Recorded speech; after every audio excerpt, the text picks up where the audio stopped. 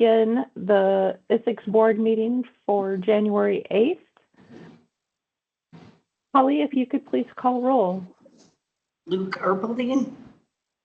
Luke Erpelding, online, representing communication centers. Cindy Benson. Cindy Benson, present, representing, excuse me, Iowa Emergency Managers. Curtis Wilton. Present, representing EMS. Michelle Bischoff. Present, representing Fire. Michael Colby. Present online, representing municipal police departments. Jeff Vandewater. Present online, representing sheriff's offices. Patrick Updike. Present, member at large. And do we have any legislative members on? We do. Representative Mike Vondran. I'm sorry, who was that again? Representative Mike Vondran.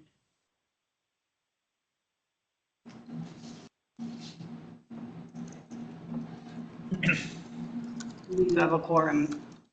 Great, thank you. I appreciate everyone taking the time to be present for our meeting. And let's dive into today's agenda. With that, I will entertain a motion for today's agenda. No motion. Colby will Benson will second. second. I have a motion and a second. All those in favor of approving the agenda as presented, please signify by saying aye. Aye. Aye. Opposed, same sign.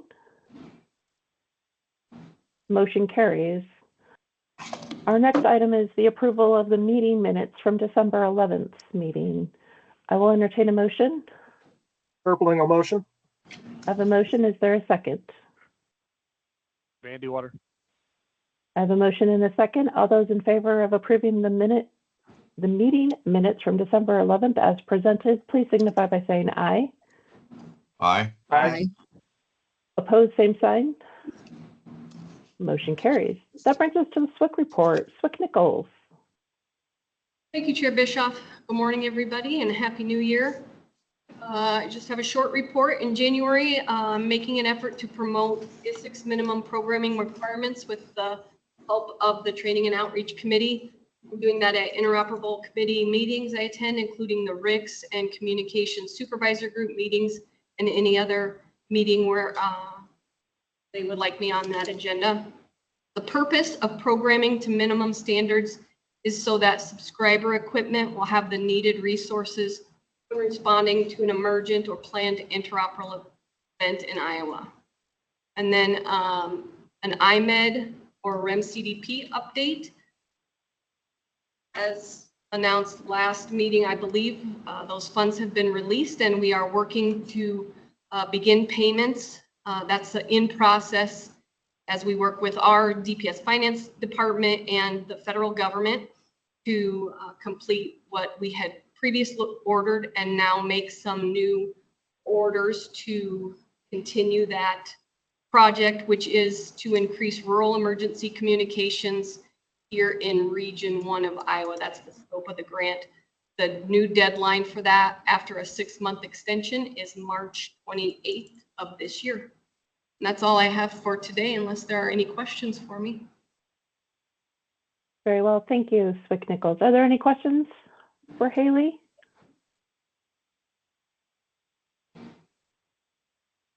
Great. Thank you so much. 911 Council Report. Program Manager DeRushi. Thank you. As a reminder, the 911 Council meets just before the Isicsb board. And if you're interested in 911 topics, I would encourage you to tune into those meetings or watch them as we post them on YouTube after the fact. Today, we discussed a variety of things, probably most importantly, the upcoming data center move. An update was provided by our vendor that's working on that. Comtech, for those of you who are familiar, is working through the data center move. So obviously we have 6 months at this point to continue the process to move that facility and onboard the PSAPs to it. So if you're interested in the details of that, again, I would encourage you to go back and watch that. We also approved a training application for Cerro Gordo County. That training will be held in February. If you're interested in that, you feel free to reach out to me.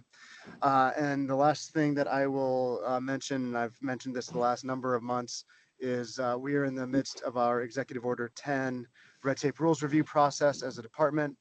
Currently, the Chapter 10, which governs 911 systems, is in the notice of intended action phase. Public comments are due to us January 14th. There's also public hearings scheduled January 13th and 14th for anyone who is interested in making comments into those proposed rules that we have drafted. With that, I would take any questions. Great. Thank you, Program Manager Darushi. Thank you.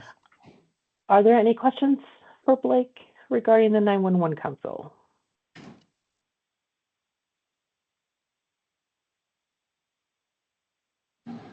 Moving on to the User Group Committee, Chair Vandewater. Thank you. The users group, we met on December 18th. There was 8 members present.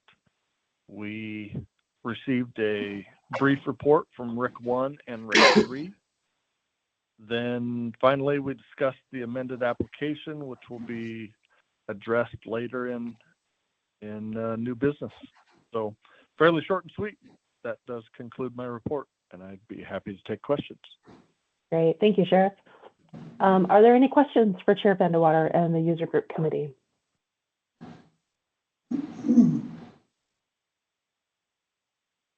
That brings us to the Finance Committee. We met this week. All members were present, and we reviewed the financials for the previous month, as well as we discussed the topic of the need for paying for coordination efforts through APCO. There is a item in for new business for us as a board to approve that. So we'll talk about that in greater detail, but that topic was discussed during our committee meeting. You see the numbers before you. It was a very normal month, and there were no abnormalities in the expenditures. Are there any questions regarding the Finance Committee and the report that you have before you?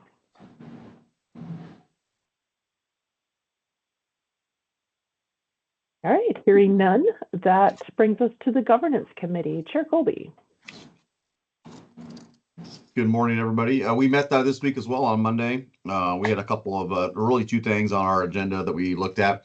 We've been again looking at the radio over IP proposals and the impacts that would have on the Isicsb system, and starting to formulate a draft policy to present to some of the other committees to get some feedback on. As we do that, we've looked at some other states' policies, including Kansas, that they have a policy and a agreement for those that use those type of systems or technology on their version of our Isicsb system. And so we've got some good verbiage and practices from them.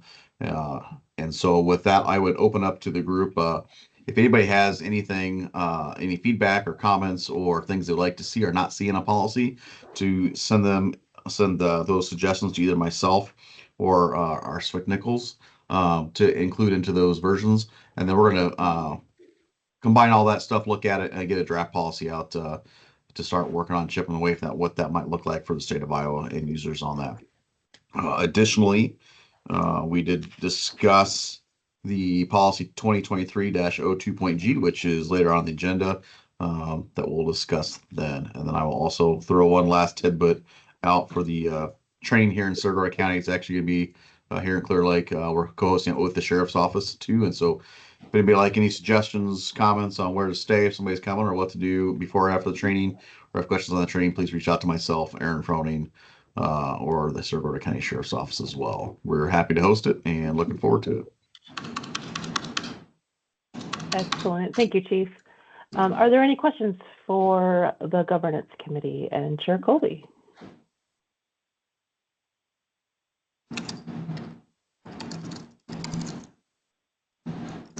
That brings us to Operations Committee. Chair Erpelding. Oh, good morning. Good morning. Operations Committee met yesterday. Many of us had just left a prior meeting and we're on the road, so we did have I had some connection issues. I'm gonna do the best I can here to report on everything I heard. Swick Nichols may have to fill in some of the gaps. On our old business, we still have 2.13.0 standard ready to go for 30-day comment. Once the DPS website is up and running, we'll get that posted. We started work on 3 leftover 2025 standards. We're working on the multi-group announcement, use of shared talk groups, and requirement of frequency coordination by vendors and agencies deploying mobile LTE broadband vehicles. And at this point, I'm going to rely on Swick Nichols a little bit. We started work on this and we took some homework from this. Is there anything else we need to be working on? Yeah, thanks, Luke. I just have one comment on that. Policy 2021-02.0 is called deploying mobile LTE broadband vehicles. It starts requirement of frequency coordination by vendors or agencies who are deploying mobile LTE broadband vehicles. The discussion that came out of operations was what teeth exist for this policy, and should this be codified more strongly in IO code?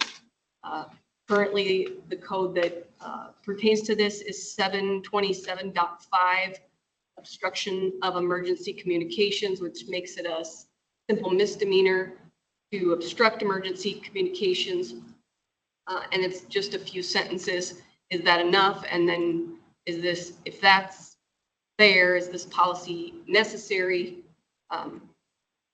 Should governance take on some work to try to get some legislation based on this policy? So that was the question posed at the end of the operations committee, and we'll do some more conversing about it and talk to governance and be interested to hear others' opinions on that. So if you have a chance, please look up policy 2021-02.0 as we continue the discussions on that.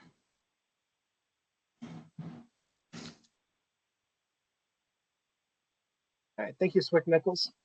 And that would wrap up our 2025 calendar that we have scheduled for 2026. We have 7 new standards we're going to be reviewing next year, so our schedule is set, and that is where we left off yesterday. That should conclude my report. Very well, thank you.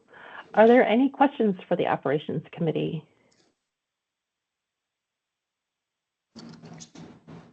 I just have one comment in regards to the policy that you would like everyone to look at. If we could include that in the minutes, that might help facilitate a little ease of locating and the opportunity to review it. So if Holly, you could do that, that would be much appreciated. Thank you. That brings us then to the Training and Outreach Committee. Chair Wooten. Thank you, Chair. Our last meeting, we finished up the minimum program standards PowerPoints for Haley to start presenting. Other than that, no significant action taken. Great, thank you. Are there any questions for the Training and Outreach Committee?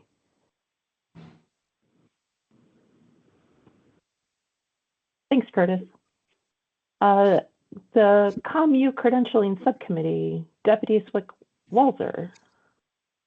Hey, thank you, Chair. Nothing to report. We've had no PTB submitted for review. I believe our next scheduled meeting, I believe it's next Thursday. So we'll, if any come in between now and then, we'll update you next month. Very well. Thank you so much. Appreciate it.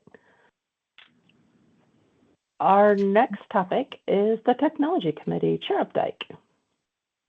Good morning. This is going to be real short. We did not meet at all because all of our meetings landed on holidays. So we'll pick it up on January 22nd, and we'll let you know what we're doing then. Very well. 'Tis the season, and yes, we'll quickly get back to normal. Appreciate it. Thanks, Patrick. Are there any outstanding questions, though, for the Technology Committee? All right, hearing none. We'll move on to the FirstNet Broadband Subcommittee. Chair Benson. Thank you. I'll keep mine short as well. We have not yet met this month. We do meet next Tuesday, I believe it's the 13th. I was looking for a calendar, but this unfortunately is not my office. I'm borrowing one today and I'm not locating one, but yeah, I believe it's next Tuesday, the 13th at 9:30. So if anybody would like to join that meeting, please let myself or Holly know. We'd love to have some extra ears on those committee meetings. But I do not have a report today since we have not met, but we do have our AT&T partners here at this meeting that will give the reports out on the network here in a little while. But I would be willing to take any questions and hopefully answer those here for you. But if not, that's the end of my report for today. Very well. Thank you, Mindy. Are there any questions for the FirstNet Broadband Committee and Chair Benson?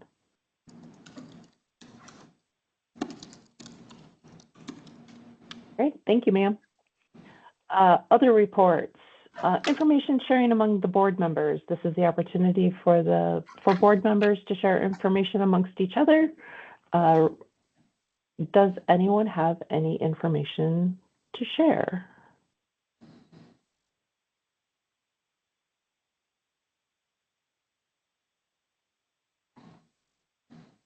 Hearing none, we'll move forward then to the Isicsb System Administrator report.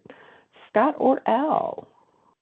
Thank you, Chair. Scott here this month. I've got two items as far as Isicsb maintenance. There was a propane leak that was discovered at the Muscatine site recently that has since been repaired. And we will be scheduling propane fill for that site in the coming days. Also yesterday, tower crews performed microwave alignments and adjustments to the Denison to Shelby link and the Audubon to Carroll link. This was due to signal degradation that had occurred after recent high wind events in the area. Both links are now back up to full signal strength. And that concludes the maintenance portion. Beyond that, we've got numbers for December of 25. Radios currently stand at 47,210. Talk groups are at 3,641. And push to talks were just over 3 million. With that, that concludes my report. Great. Thank you, Scott. Appreciate that. Are there any questions for our system administrators? That brings us to the FirstNet Authority. Tom Lampy. Good morning. Good morning. The FirstNet Authority continues we're still focusing on the rural and tribal coverage with our reinvestment funds, with the plan on spending over $2 billion in funding over 10 years. And FirstNet Board continues to discuss how that funding will be allocated for the states. That's an ongoing process. The authority did recently direct AT&T to deploy 135 new cell sites across the country in December. We'll be sharing that information on what sites were available for Iowa here in the first quarter. Continue with our coverage workshops, which are very important, and information sharing on what states are receiving for sites each year and planning for the next fiscal year round. The workshop, so we set these up by the authority, and we continually focus on the effort to ensure that the stakeholders' input is received and the coverage needs are met over periods of time here. We're also upgrading the dedicated FirstNet core network to support future public safety satellite to device capabilities. Bart can maybe touch on that, such as priority and preemption, band 14, and mission critical push to talk. Once this gets moving, these solutions will complement the terrestrial network and enable first responders to access the remote, FirstNet remote and hard to reach areas. The satellite will be a big deal for FirstNet users. Next year, you're going to see even more interoperability with avenues on push-to-talk capabilities on the FirstNet network, including in-building coverage solutions that we have. And I'm always available to assist on the training and setup for that if needed. We're very focused on FIFA and operational meetings that have been taking place the last 9 months. Ours will be in Kansas City. As always, we have lab tours that are available in Boulder to see the technology actually work. With the coverage workshop, just a reminder that it is not a one and done. It's a continually year after year effort to ensure that we pick off those sites that we need for coverage, especially in Iowa and across the country. But I need that input from you. That list is still always available to submit another coverage spot if you happen to know of one. Next week, I'll be showing the list that we provided to the broadband committee, and they will be prioritizing those. We'll be during that meeting at the broadband committee. That's all I have. If anybody has any questions, I can certainly answer. Great. Thank you so much, Tom. Appreciate it. Are there any questions for the FirstNet Authority?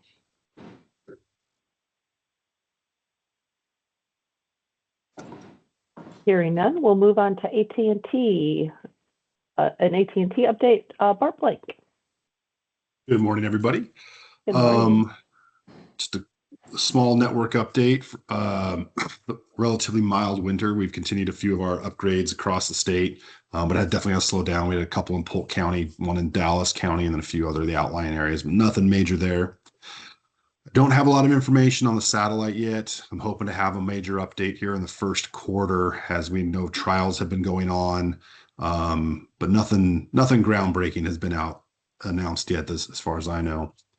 And to tease Mindy's broadband committee next week, one of the topics we'll be covering next week is school solutions, around what schools have become eligible for. There's been some increased eligibility for schools given by the FirstNet Authority, as well as a WiDAS solution with a pass point, and how we can use schools' Wi-Fi to inherently increase in-building coverage with cell phones. So that'll be my teaser. If anybody wants to join next Tuesday. That's all I got. Thanks. Very well, thank you. Yeah, and would encourage everyone, as has been mentioned by the last three speakers, to attend that FirstNet broadband subcommittee meeting. A lot of good information being imparted, as well as your opportunity to influence future decisions. Next up is our CISA update from Chris Myers.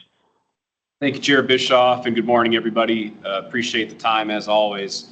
We'll start off today with a cybersecurity advisory that gets into Russian hacktivists and them trying to conduct low-level attacks on minimally secured internet-facing connections. The goal here is that they are trying to gain access to systems so that they can gain notoriety, and as a result of that, they will often make false or exaggerated claims about their attacks. This has been an assessment by multiple domestic and international agencies that this is a fairly widespread issue. Even though the attacks are not very sophisticated and they're generally low impact, I doubt many agencies want to be listed as a victim of these types of groups. So the nice thing is that since the attacks are relatively low level, you can really mitigate these things fairly effectively by just reducing your exposure of your operational technology assets to the public-facing internet.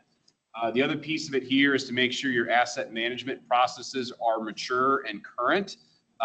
The reason they are attacking some of these devices is that people tend to forget about them. So make sure that you are up to date on all those inventories and any types of firmware updates are applied. And then also make sure that you're using robust authentication. This includes multi-factor to help keep them out. This advisory is posted on our website. It's a fairly quick read. It is geared towards your IT-minded folk, but given the amount of information and the type of information and the notoriety that could be gained from something like this in a public safety environment, it is something we want stakeholders to be aware of.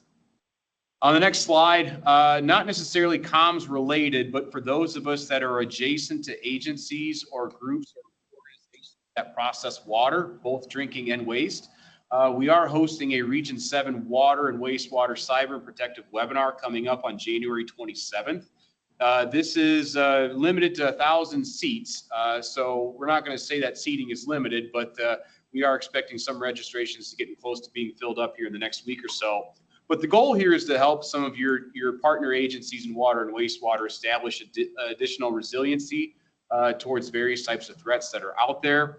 There will be a presentation on PACE as well for primary, alternative, contingency, emergency methodologies of conducting business. So even if you're not necessarily in water or wastewater, there may be some information to glean from this. Next slide, regional news of note for the month. We did finish the Tri-State Communications Tabletop last December. For all intents and purposes, the feedback we got on that was pretty positive. We are working on a skip refresh with Illinois. We are processing Iowa's requests. And then, of course, we also have a state-sponsored ComT coming up in Jefferson City from the 23rd through 27th of February, but that course may be near capacity as of today. We're also assisting Kansas with a governance document, and then we are also working on some requests from Nebraska. That is my report for the month, Chair Bischoff. I can go ahead and take any questions. Great, thank you, Chris. Are there any questions regarding Chris's report and matters associated with SIZA?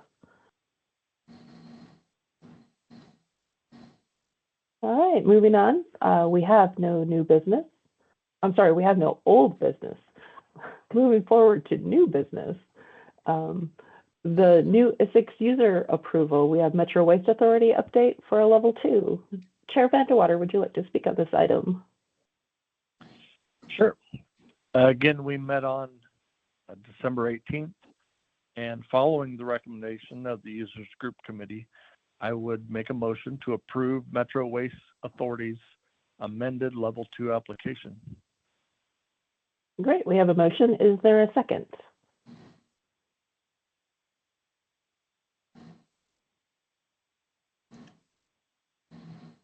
Benson will second. Right, we have a second.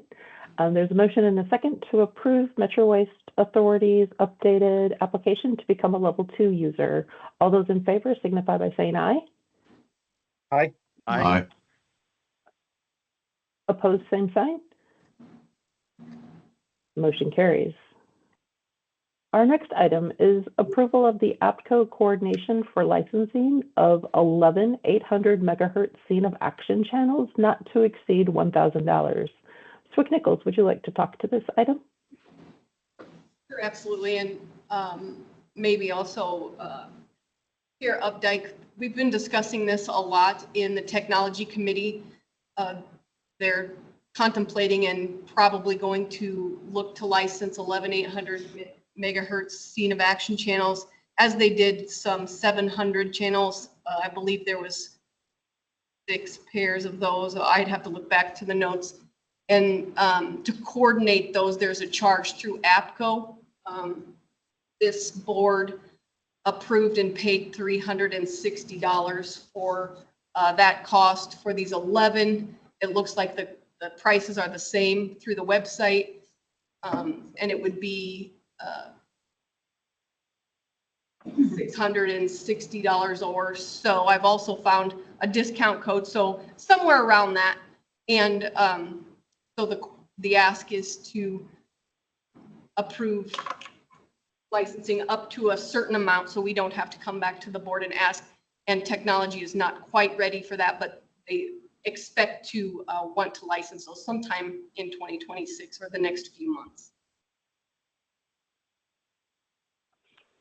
Yeah, so if I can jump. Yep, absolutely. Go ahead. So what you're getting is you would get 11 pairs, and you would have 5 of those pairs set up as 2 watts ERP, and then the other 6 would be 35 watt. We need to just go through how we want to set those up before we license them. So, you know, do we want to have analog and digital capabilities? Do we want one of those pairs to be used as an operational mobile repeater type thing? So we're still working on that, but that's where we're headed with that, and that would complement your ICS 217A and give those users who may just have only 800 meg systems, you know, some interoperability type functionality, you know, as I said, would be printed in that ICS 217A. So. Excellent. Thank you so much. Are there any questions regarding this item?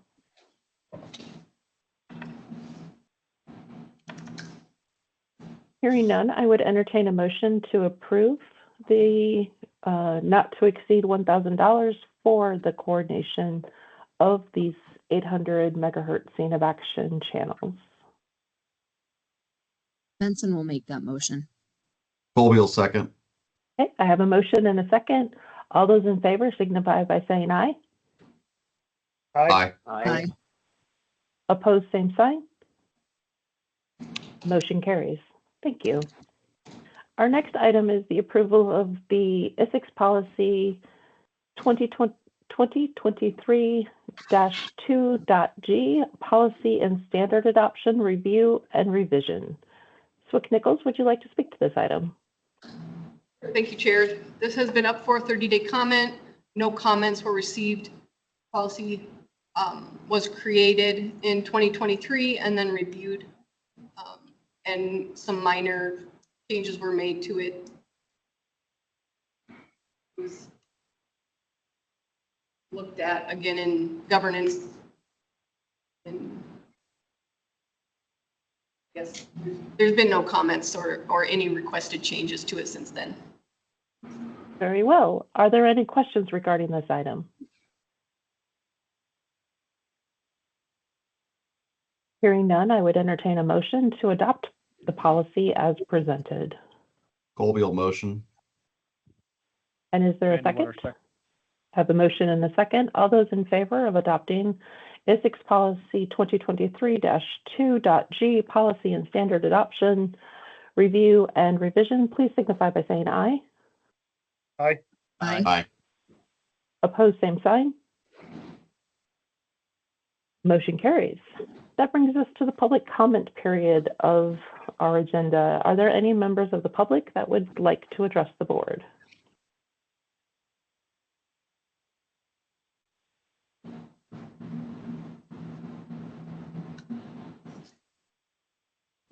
Hearing none, that brings us to adjournment. I would like to thank everyone for their time and attendance and participation in the communications, improving the communications and interoperability for the state of Iowa. With that, I would entertain a motion for adjournment. Benson Colby will makes that motion. motion. Benson will second. I have a motion and a second. All those in favor of adjournment, please signify by saying aye. Aye. Aye. Aye. Opposed, same sign. We sit adjourned. Thank you very much. Have a great day. Thank you.